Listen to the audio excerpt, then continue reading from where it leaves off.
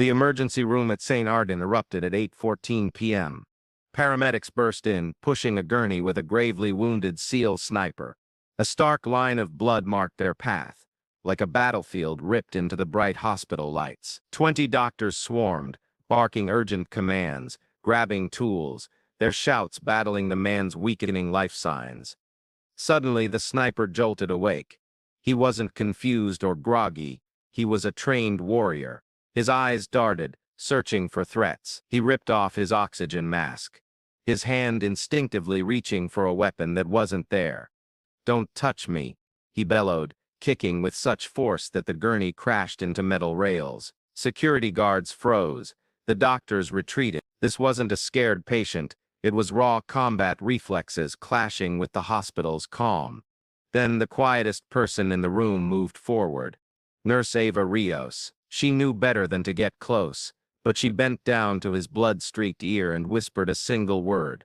Her old call sign. It was a name hidden in secret files long before she ever put on nursing shoes. Iron Wolf. The sniper instantly froze, his ragged breath catching, his voice a broken whisper. "Ma'am, how are you still alive?" In that moment everyone in the ER understood. The calm nurse they'd ignored had once been a SEAL medic, a shadow on the sands of the Gulf, credited with 30 confirmed kills. The St. Arden emergency room had exploded into chaos at 8:14 p.m., bright as a breached bunker under floodlight. Paramedics had stormed in with the gurney, leaving a dark, heavy trail of blood that was too ominous to ignore. The man strapped to it was more than just hurt. He was broken. His side was ripped open, his ribs struggling with every breath. His combat uniform had been roughly cut away, a desperate attempt that saved no time, only a shred of his privacy. 20 doctors converge, shouting orders: "Prepare the trauma bay. Move, sedation, chest scans, get compressions ready." But in the middle of their urgent words, the SEAL sniper woke. He wasn't sleepy or dazed, he was fully alert and battle-ready. His arms shot up, tearing the oxygen line free. His eyes, both wild and sharp, flared with such intensity that the closest surgeon recoiled as if a weapon had been aimed at him. "Don't you dare touch me," he rumbled, his voice so deep it seemed to rattle the metal trays. "None of you." The heart monitor shrieked its alarm. An IV stand wobbled and fell. A young doctor's pen clattered across the floor. He wasn't fighting their help, he was fighting to maintain control. A security guard moved to apply restraints. "No," the lead doctor snapped. "We handle this calmly and professionally." The sniper thrashed so violently against the gurney rails that the entire bed jolted. "Strap me down and I'm out of here," he warned. "I will bleed my way across this floor." Everyone froze. It wasn't his strength that stopped them, but the absolute certainty in his eyes, a look that said he had survived worse. A few steps away, a young nurse paused, a tray in her hands. Ava Rios, working the night shift, often unnoticed. A quiet presence in a whirlwind that never bothered to learn her name. The ER staff often called her Rookie, as if it were her rank. She didn't glance at the yelling surgeons. Her gaze was fixed on the sniper. Blood seeped through the bandages on his right side, spreading slowly with each difficult breath. But the flow wasn't random. It showed distinct lines and angles. Ava's eyes narrowed almost imperceptibly, seeing a precise design, not just a bloody mess. "Sir, you're in a secure hospital," the chief trauma surgeon tried again. "We need to get to you." "You don't have the authority," the sniper retorted. "Stay back." Ava took a step forward. Small, silent, and nearly missed by everyone except the sniper. "Rios, step aside," the lead doctor barked. "This isn't your patient. He's dangerous, and you're not authorized." She kept walking. The other doctors stared, as if she were broken. The sniper's eyes followed her, his breath caught, his muscles tensing again. "Don't come closer," he rasped. "I don't know who any of you are." Ava didn't flinch. No excuses, no showing off. She placed her tray next to the bed and leaned in close, speaking so only he could hear. 6 soft syllables, a remembered word rather than an order, slipped from her lips. His whole body went rigid, not softened, not giving up, just utterly still. His jaw trembled just once, the only weakness in his hardened soldier's facade. "That can't be her." A young doctor whispered behind his gloved hand. Did he just know her? No one answered, because no one could. Ava offered no explanations, no confirmations, no denial. Her face showed no change, not even a flicker, only her eyes held a deep, ancient knowing. Lie still, she said softly. You're losing blood faster than they realize. He stared at her as if a ghost had appeared in the bright room. You don't get it, he whispered. This wasn't accidental. They were waiting on the roof. Ava paused, gauze suspended mid-air. She hadn't reacted to his fury, but now she flinched. How precise? She asked, her voice low. The exact spot, he rasped. The exact moment, the exact angle. Someone gave away my position before we even spoke on the radio. A few doctors exchanged puzzled looks, failing to grasp the meaning, but Ava wasn't confused. She looked as if she'd just relived a forgotten past. The lead doctor stepped forward, his voice growing louder. Nurse Rios, step away. This is outside your... Ava slowly peeled back the blood-soaked dressing. She didn't gasp or cry out. She simply went utterly still. She saw scattered fragments, bruising around the ribs, blast damage that was focused, not spread wide. This wasn't enemy gunfire, not a street explosion, not even random bomb chaos. This was a precise, shaped charge, placed on a rooftop, aimed at one specific target. The sniper watched her expression. You've seen this kind of damage before, haven't you? He asked softly. She didn't reply. One moment passed, then another. Across the glass partition, two men in suits appeared. No uniforms, no hurry, the kind of men who observe but never assist. Ava's throat tightened. Scan him, a surgeon urged from behind her. We need images immediately. If you scan too deep without easing the pressure first, she murmured, her eyes still on the wound, you'll collapse the very lung you're trying to save. Heads turned, eyebrows lifted. No one moved. How do you know that? A young doctor whispered. Ava didn't blink. The same way he knows I'm not here to tie him down. The sniper's intense gaze softened just a bit. It wasn't relief or trust, but the recognition of a voice he'd once followed through the smoke of battle. He swallowed hard. They told me the position was secure. The coordinates were secret. Ava held his gaze, her own dark and painfully clear. They weren't secret, she stated. They were betrayed. His breath hitched. The monitors shrieked. The surgeons lunged forward. Give him room, Ava commanded. It wasn't the loudness of her voice that stopped them, but its absolute certainty. The men in suits outside simultaneously raised phones to their ears. Above them, the hospital speakers crackled. South Wing lockdown activated. Military contact incoming. The lead doctor spun towards the hallway, bewildered. What? Why? Who ordered this? The sniper reached for Ava's wrist, his grip trembling, his voice raw. They're not here for me. She didn't need to ask who they were here for. She already knew. The ER lights hummed above. The monitors filled the tense quiet. And for the first time since he'd been pulled through the sliding doors, the SEALs stopped fighting. Not for sedatives, not for doctors, not for authority, but for... Ava took a step back, her pulse steady, her eyes cutting to the wound once more. A stark reminder of a rooftop betrayal she had prayed she'd never witness again. She didn't offer soft words or comfort. She spoke the only words that mattered. We need to move quickly, before those watching decide he doesn't leave this hospital alive. The room froze. A man in a suit took a step closer, and the sniper, whose calm was held only by her voice, whispered the truth she had desperately tried to forget. They destroyed my position the same way they destroyed yours. The moment shifted at 8:19 p.m. into a tense silence. The men in suits beyond the glass didn't blink, didn't move, didn't touch the door. They simply watched Ava. Not the wounded man, not the doctors, but her. Inside the trauma room, people had split into two groups.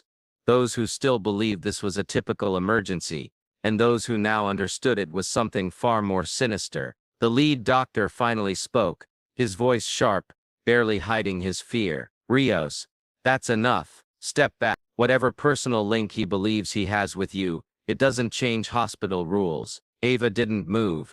The sniper tried to shift, but even a slight movement brought a pained grimace to his face. Blood showing through fresh bandages. He wasn't fighting them now, but his muscles still held a warrior's readiness.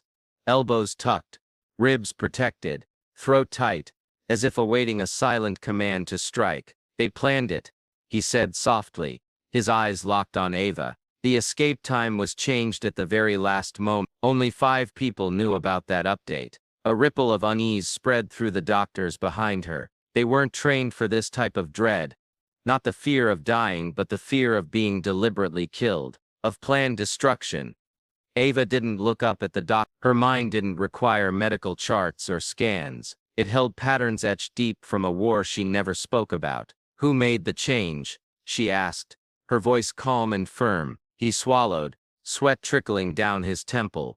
"Our base. Someone high up. Someone who knew I trusted rooftop positions more than moving convoys." Ava's heart skipped a beat, not from fear, but from understanding. He wasn't struck because he left his position. He was struck because his own side betrayed him. The lead doctor coughed sharply. "Enough. We need scans, not made-up stories." "No," Ava said, not loudly, but with a definite finality. The young doctor stared, not at her rank but at the sheer unapologetic certainty in her voice. The word from her didn't sound like disobedience. It sounded like a cold, hard truth. "If you scan him," she continued, "his right lung will collapse from the internal pressure. The space around his lung is already too constricted from the blast's shape. He needs pressure relief first, then scans." The lead doctor blinked. "Blast shape? Where did you get your training?" His question died when Ava calmly took off her bloodied gloves and put on fresh ones. Her movements were steady, precise,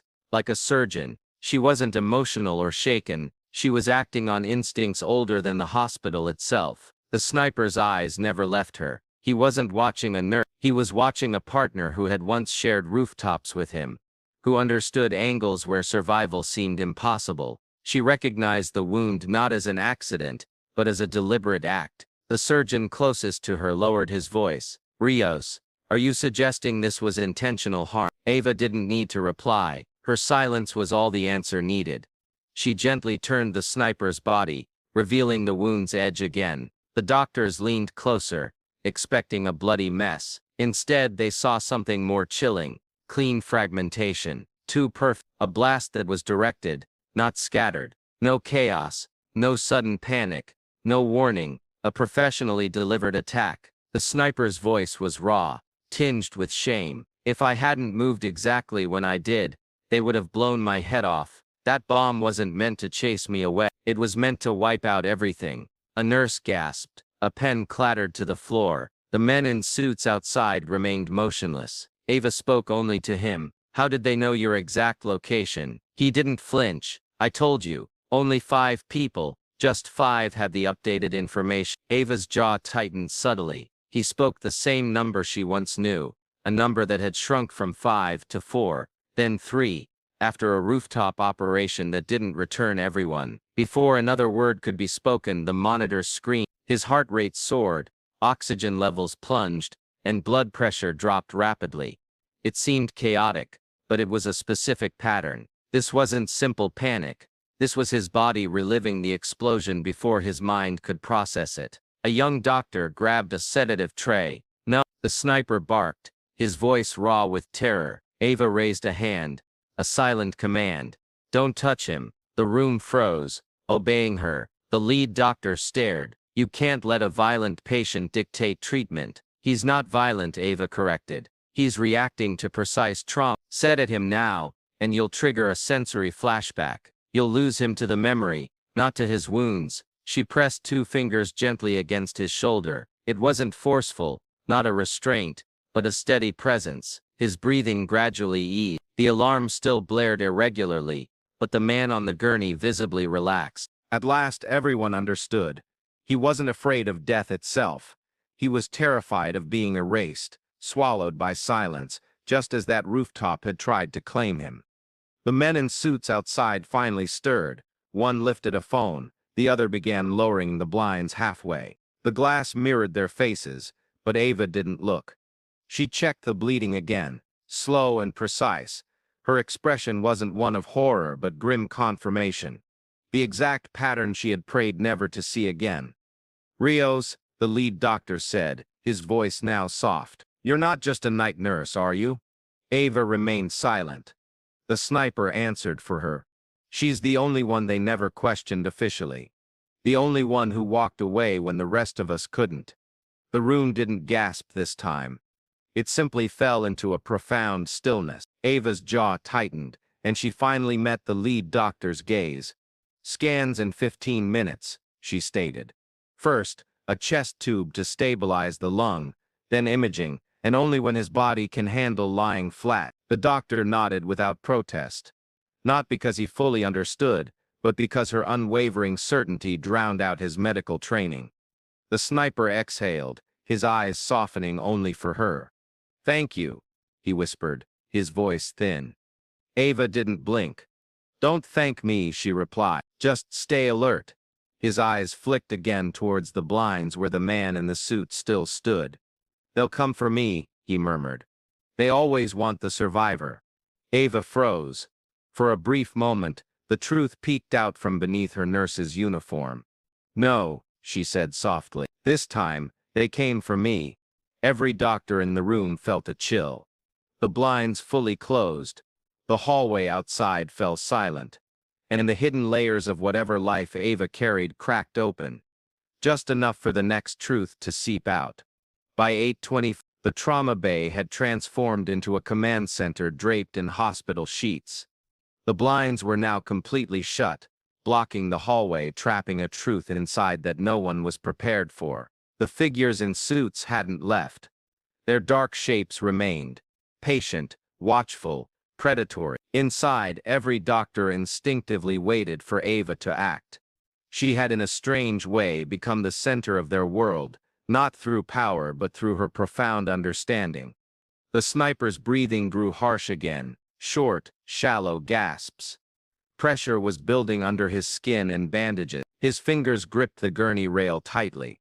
It wasn't fear or resistance, but a deep-seated readiness, the kind soldiers feel just before a second attack. Ava moved swiftly, purposefully, pulling the chest kit closer.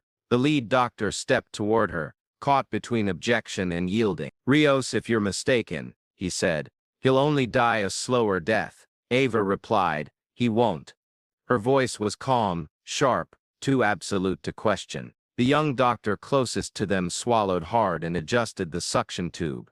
The entire room held its breath, tense as an unexploded bomb. Ava cleaned the wound site, antiseptic sweeping over fractured ribs and bruised flesh. The pattern of the injury spoke volumes, revealing more than any scan ever could. Damage to the right chest, blast lung, scattered fragments in a specific half-sphere, a directed explosive. Someone wanted him eliminated cleanly.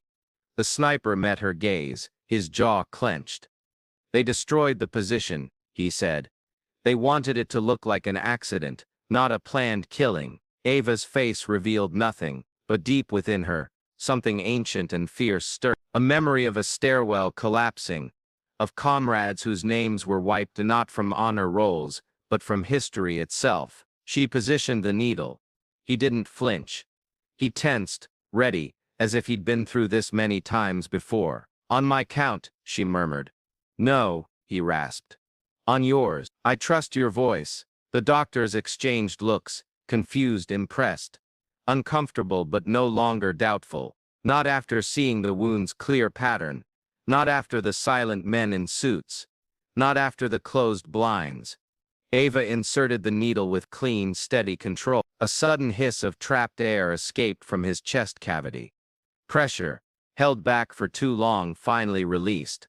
The sniper sharply inhaled, not in pain but in sheer relief. His lung at last could expand. His life signs crept upward with agonizing slowness.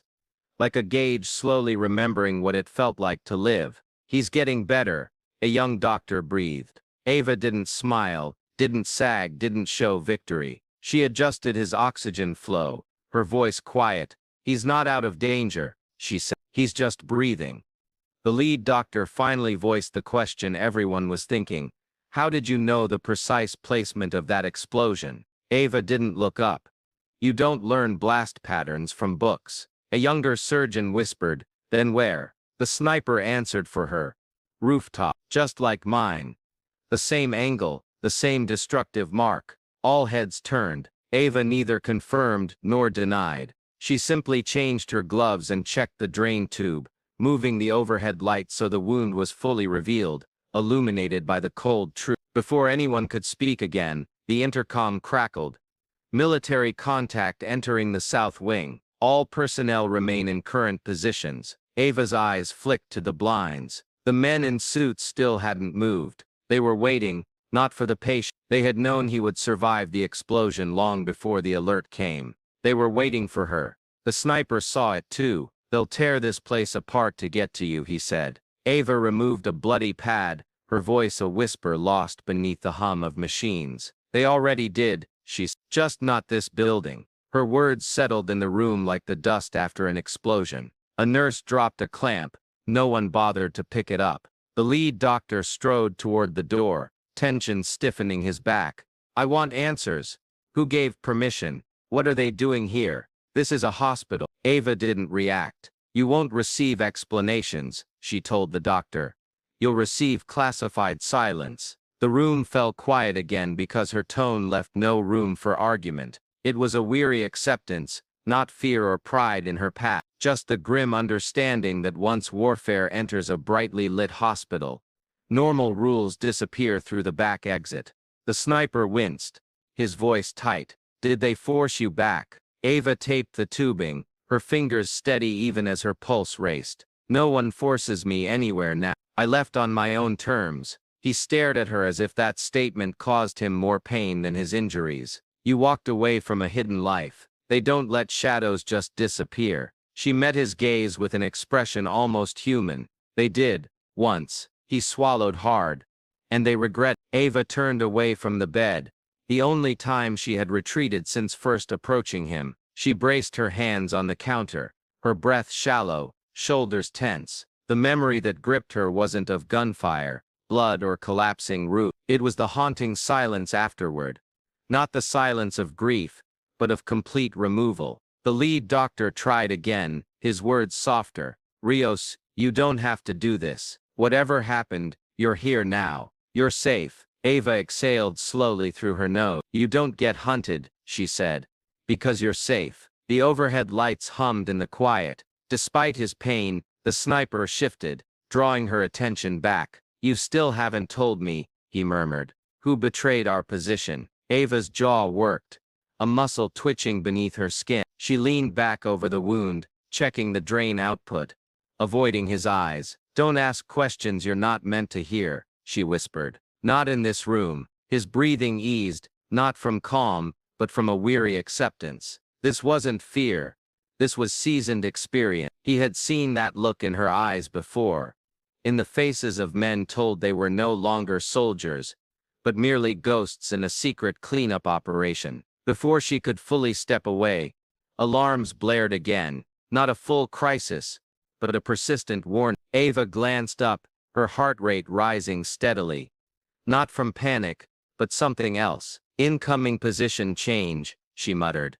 Flash feedback. The sniper's hand shot out, gripping the rail, his knuckles white. "It's the light," he breathed, his eyes unfocused. The way it flickered, the roof had that same. He trailed off. The blinds shifted. They didn't open completely, just an inch, enough to reveal the hallway, enough to show a third man in a suit, now standing with the first two, not two observers, but three, and the third wasn't looking at the sniper. He was looking at Ava, studying her as a man would examine a top-secret file, stripped bare to its core. The sniper followed her gaze, his voice a low threat, devoid of fear. "They didn't send an agent from." Ava turned away from the glass, focusing on the life signs she had already stabilized, finding them safer than the raw truth. "They never did."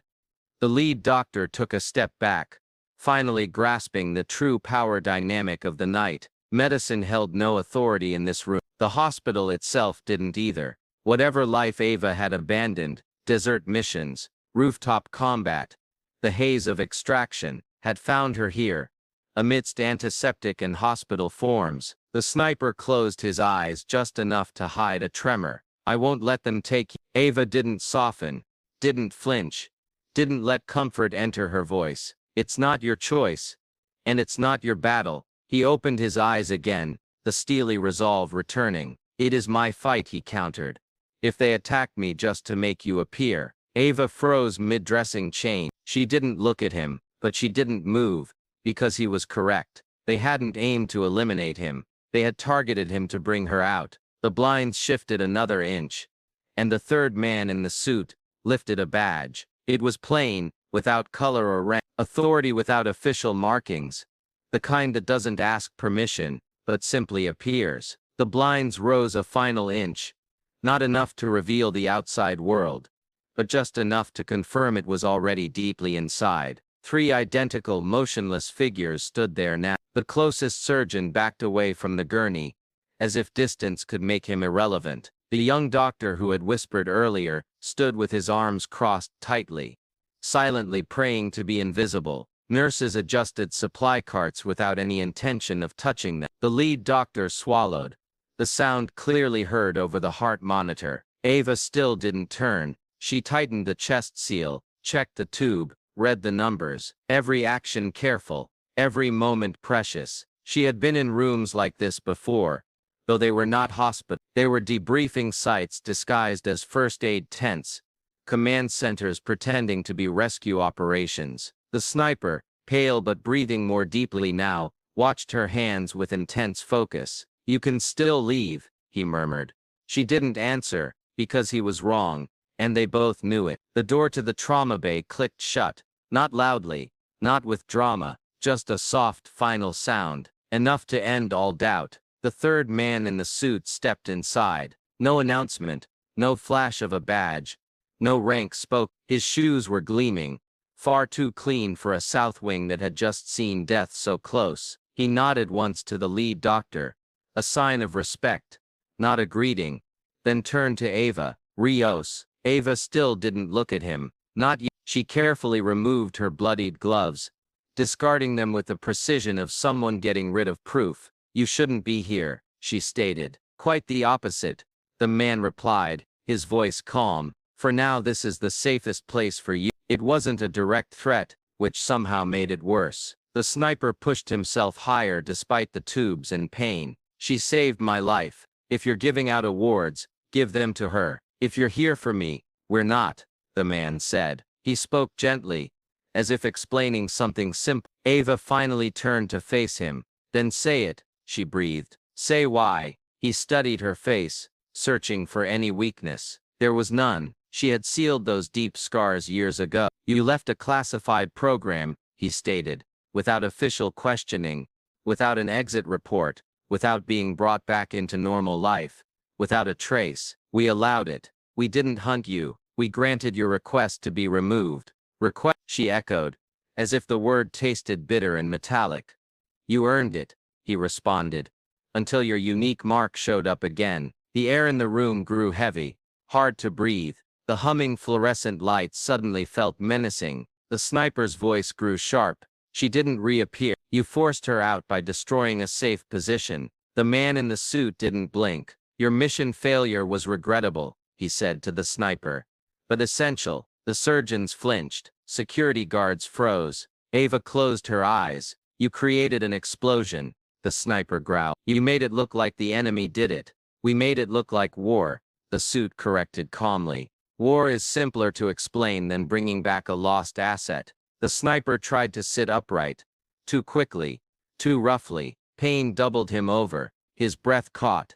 The monitors shrieked protest. Ava steadied him, her palm firm against his shoulder.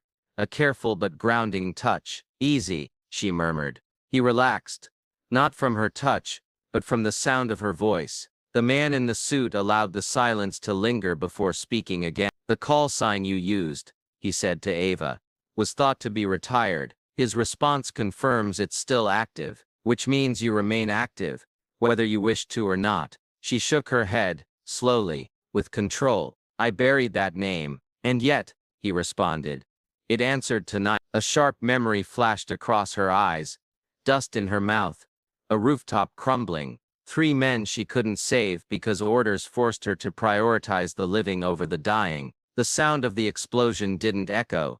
it simply folded inward. The sniper saw the pain on her face and spoke before she could be swallowed by it. She didn't come here to vanish. She came here because disappearing was the only way the rest of us made it back alive. A hint of something like pity crossed the man's face. You were never meant for a civilian life, he said. You were meant to consult, to train, to guide, to stay behind protective glass. Not here, not unregistered. Ava's voice hardened into steel. I stayed where I wouldn't be asked to bury another living man. The lead doctor blinked hard, as if finally understanding that every shift Ava worked was a quiet act of defiance. The man in the suit stepped forward, not threateningly, not demanding, but with a sense of unavoidable fate. You are reinstated, under the advisory codename Iron.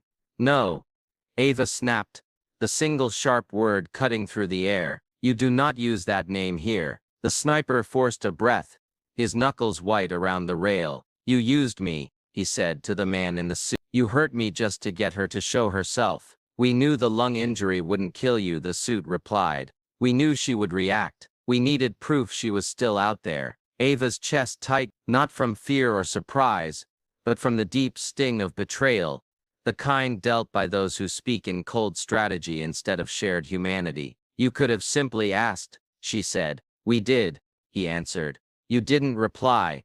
I sensed silence, she whispered. He nodded. Because silence is the only language operatives truly understand. The sniper looked between them, a cold realization dawning on him. This wasn't a rescue, he muttered. This was bringing her back. Ava turned away, hands pressed to the counter, shoulders rigid. I won't return. You don't need to, the man in the suit said. Your being here is enough. Your name awakened ghosts tonight. That's all command needed to confirm. She looked at him then, her eyes glazed but unbroken. And if I refuse to follow your rules, he smiled, a cold, unfeeling expression, then you simply continue as you are, as long as you stay silent, as long as you don't reveal what you know, as long as you remain precisely the person you pretended to be in these scrubs. The sniper shook his head. She's not just a file in your cabinet. She's a living person. She is, the man in the suit gently countered. The very reason you are breathing right now. Silence hung heavy, unmoving, shaped by shared grief. Ava gently touched the sniper's wrist, offering a grounding presence no medicine could provide. You didn't die on that roof, she whispered. Neither did you, he replied. A nurse behind them finally let out a breath she'd been holding for what felt like an eternity. The man in the suit stepped back. You are both free to go, he said. For now, your records will stay hidden. This hospital will never truly understand the profound secrets that entered its doors tonight. He paused at the doorway. It's better that way. When he left, the room didn't breathe a sigh of relief. It simply settled back into its stark reality. Ava checked his life signs again, her hands steady, her heart still racing. The sniper watched her, not with admiration or gratitude, but with something far deeper, a buried understanding. Thank you, he said, for saving my lung, for returning to a world that didn't deserve you. She almost smiled. Almost. You deserved to breathe, she said. That was enough. He closed his eyes, not from drugs, not from giving up, but from a profound sense of safety, a real safety, the kind no government agency could ever provide.